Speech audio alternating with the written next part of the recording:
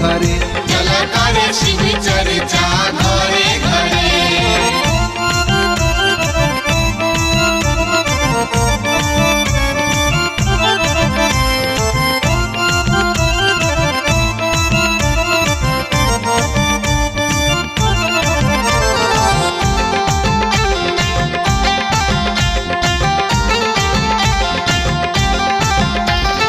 गावा हो भैया झूमा हो भैया गुरु शरणिया में आई के, गुरु शरणिया में आई के अपने जागा शिव के जगावा गुरु भजनिया गाय के, गुरु भजनिया गाय के।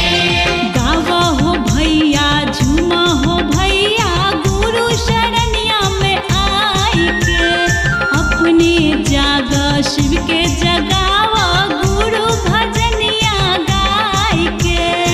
आफत विपत कवनो दिक्कत भागी खरे खरे आफत विपत कवनो दिक्कत भागी खरे खरे चल करे शिव चर्चा घरे घरे चल करे शिव चर्चा घरे घरे।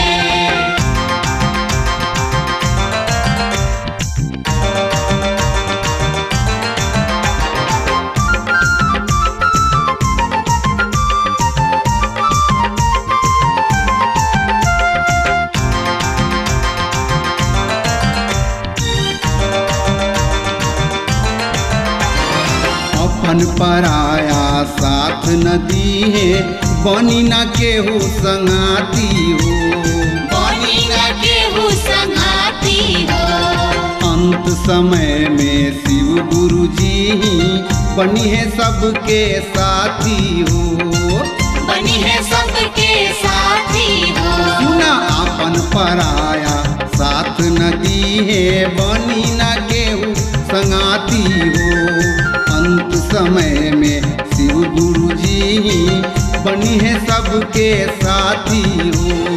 कोठा अटारी संदूक भारी राही धर धर, कोठा अटारी संदूक भारी राही धर धर, चला करे शिव चर्चा घरे घरे चल करे शिव चर्चा घरे घरे।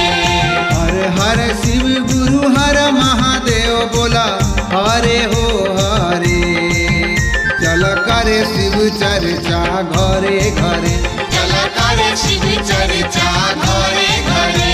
चल करे शिव चर्चा